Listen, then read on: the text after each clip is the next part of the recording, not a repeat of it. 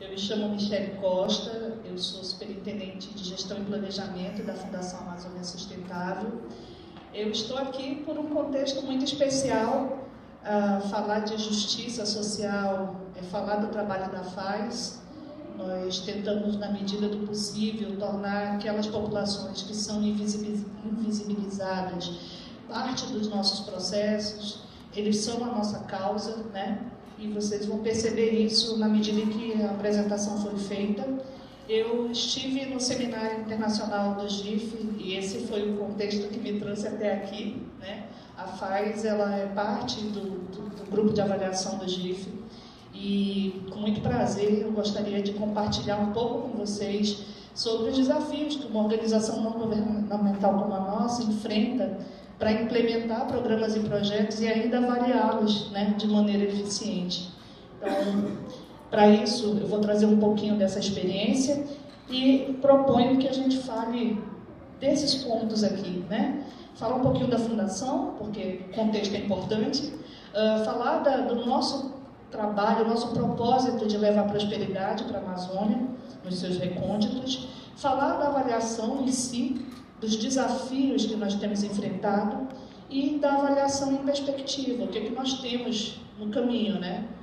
E para falar um pouco da Fundação Amazônia Sustentável, é importante mostrar para vocês de que maneira nós atuamos. Então, nós estamos atuando de maneira muito sistêmica, nós não acreditamos que desenvolvimento sustentável e prosperidade se faz agindo com um ponto somente. São vários aspectos que precisam ser considerados, as necessidades, as emergências nas comunidades são muitas, né? Então, nós atuamos junto aos 17 Objetivos do Desenvolvimento Sustentável. Nós temos 8 eixos temáticos estratégicos que são realizados nos nossos programas e projetos, e as duas áreas de atuação prioritária, elas são a educação para a sustentabilidade e a bioeconomia amazônica. Lógico que não dá para entrar em detalhes aqui, mas eu queria mostrar para vocês que nós temos uma teoria da mudança. Ela culmina com o nosso propósito de perpetuar a Amazônia viva com todos e para todos, e para isso nós atuamos em 2 impactos principais, que é conservar o meio ambiente, manter a floresta em pé e promover qualidade de vida para as populações ribeirinhas e povos tradicionais indígenas. E aí estão os 8 eixos mencionados, e depois vocês vão ter acesso a esse material, imagino, e vocês vão poder olhar com calma cada uma dessas coisas. Nós temos uma atuação que pode ser entendida como diferentes níveis de incidência territorial. Na Panamazônia, nós atuamos especialmente porque nós somos co-chair da Rede de Soluções para o Desenvolvimento Sustentável da Amazônia, junto à ONU. Na Amazônia Brasileira, por meio do projeto Janela B, é o apelido dele, né? Mas foi um projeto maravilhoso que buscar referenciais para destravar e alavancar o desenvolvimento por meio das emissões, né? Então, aqui é muito voltada a questão dos créditos de carbono, muito voltada a essa questão de redução das emissões dos gases de efeito estufa. E no estado do Amazonas, onde nós atuamos de maneira histórica, nós estamos há 16 anos, né? Temos 16 anos, e nós estamos aí contabilizando mais de 21.700 famílias atendidas ao longo desse tempo e estamos em pelo menos 52 territórios de atuação. E não fazemos isso sozinhos, né? Então, para que a gente consiga desenvolver todo esse projeto de vida que nós temos para com as populações, nós buscamos parceiros. E não apenas parceiros financiadores, mas parceiros institucionais. E só no ano de 2023 nós tivemos aí mais de 300 parceiros engajados para nos apoiar em levar desenvolvimento sustentável e prosperidade.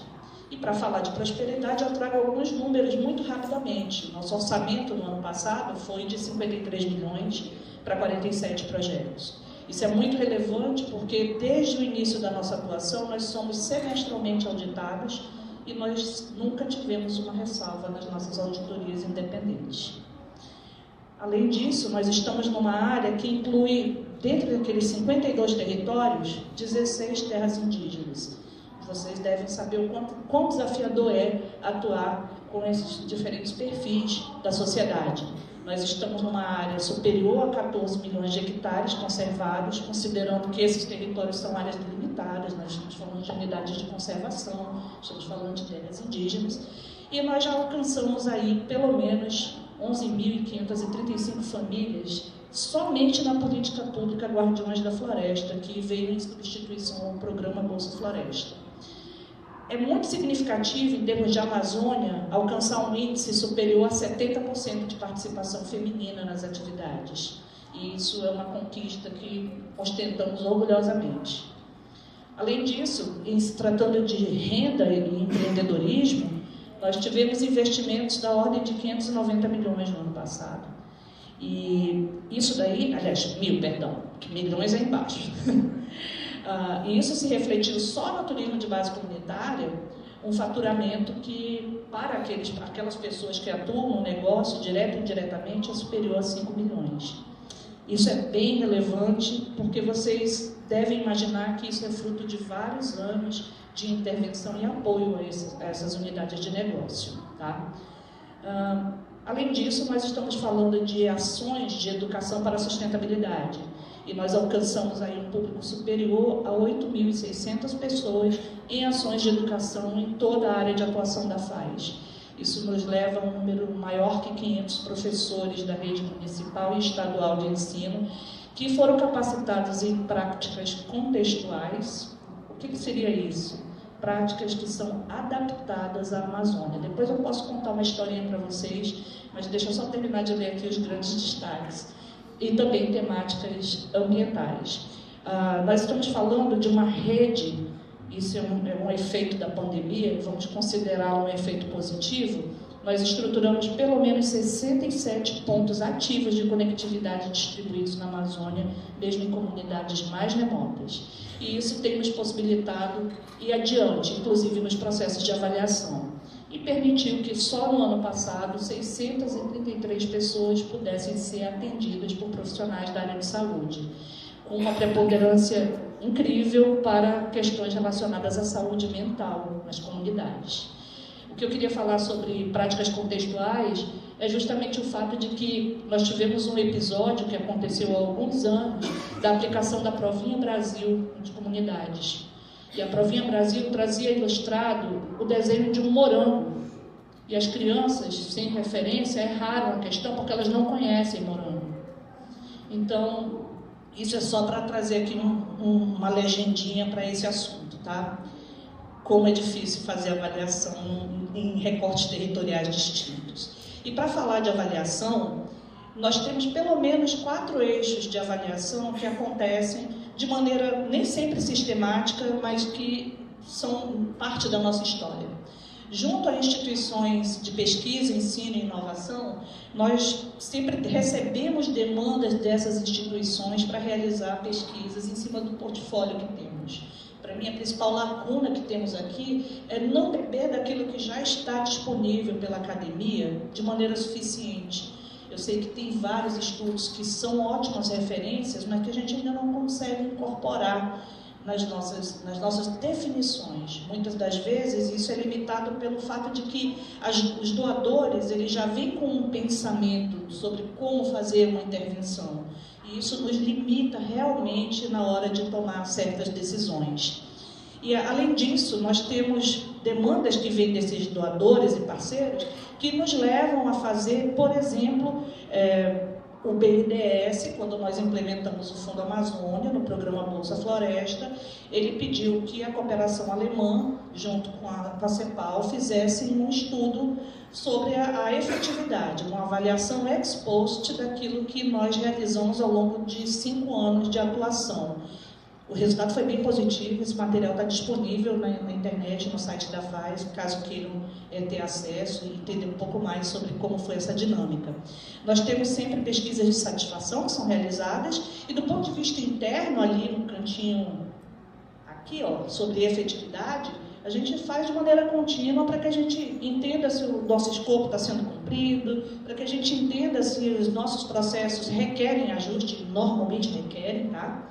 E também a questão de melhorias do ciclo de vida de projetos.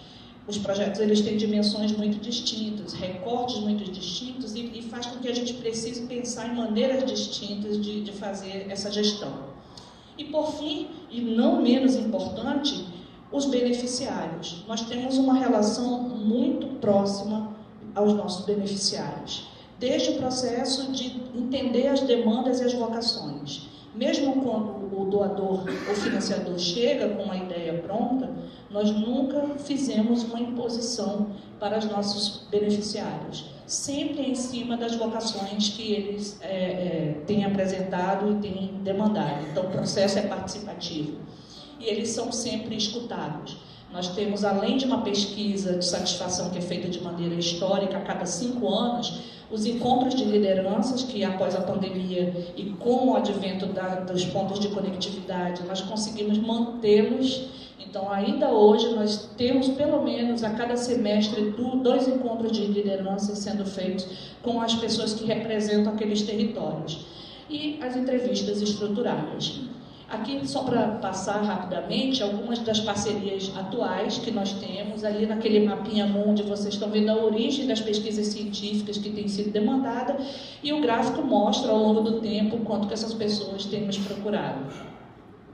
Aqui são algumas dessas avaliações, aqui nesse cantinho está essa do BNDES, que eu mencionei para vocês. Esse material está todo online, tá, gente? E aqui são algumas avaliações internas. O nosso próximo passo aqui é transformar isso aqui em aplicativo.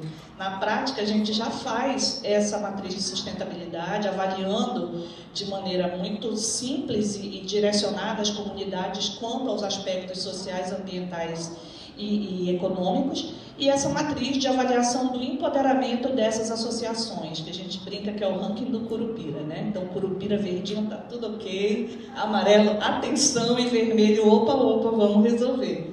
E eles são avaliados sobre vários aspectos, né? Desde a incidência política, as alianças e parcerias, sustentabilidade financeira, e isso é feito no espaço dos encontros de lideranças. Então, é muito, além de ser uma coisa bem importante, ainda acaba sendo divertido, né? Então, a gente promove uma coisa bem lúdica e acaba sendo sensacional.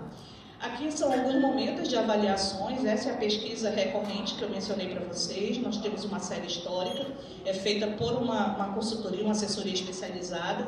E aqui é o momento em que essa mesa, todos os azuizinhos, são lideranças das associações avaliando o programa, tá? Só esse aqui, que é uma pessoa da academia que está ali liderando a discussão, moderando, na verdade. E essa pesquisa que eu mencionei para vocês, especializada, ela traz números, né, bem interessantes. Na nossa atuação, entre 2009 e 2019, o aumento da renda foi superior a 200% nessas unidades de conservação aqui. Aqui foi uma pergunta de percepção, né, se os comunitários eles entendiam que, com a chegada da FAES em projetos implementados, houve ou não houve mudança na vida deles. Nesse outro, se a renda melhorou com os investimentos nos programas e projetos que foram realizados. Eu estou aqui só trazendo alguns desses pontos para ajudá-los a entender como que a gente... E aí, para falar de desafios, eu já vou tentar ser mais rápida, sobre investimentos, é bem difícil captar recursos que permitam que a gente tenha aplicação efetiva em monitoramento e avaliação. É complicado. Daí, é a criatividade acima de tudo. Custos logísticos. Na Amazônia, vamos respeitar, né? Porque o imprevisto é previsto e tudo que a gente coloca em perspectiva acaba sendo modificado. Sobre sazonalidade e eventos extremos, é muito complexo. Ou a gente começa a trabalhar com adaptação e menos com paliativos, ou a coisa vai ficar complicada. É muito mais caro trabalhar paliativamente. Além disso, métodos adequados. Naquele universo de atuação, é impossível você padronizar métodos. E como você não consegue padronizar, você tem pouca margem para fazer comparações. Além disso, tem o capital social. Se tem recurso limitado, também é limitada a possibilidade de trazer pessoas especializadas para nos ajudar. E aí a gente tem que formar capacidades internas, o que também é difícil, minha gente, em especial na Amazônia. Além disso, a gente... Eita, pede para parar de me mandarem mensagem. Além disso, a gente tem a questão das estruturas de poder local. E aqui, pessoal, acho que vale fazer aqui um parêntese. Os grupos partidários, grupos religiosos e crime organizado tem sido uma questão muito sensível na Amazônia. E para falar disso daqui, eu primeiro quero mostrar esse link e depois eu quero mostrar um mapa de risco, tá? Eu vou pedir a ajuda do Jefferson aqui para ele dar um play ali. Tinha uma musiquinha de fundo, tá, gente? Mas prestem atenção aí que isso aqui dá uma dimensão do custo Amazônia.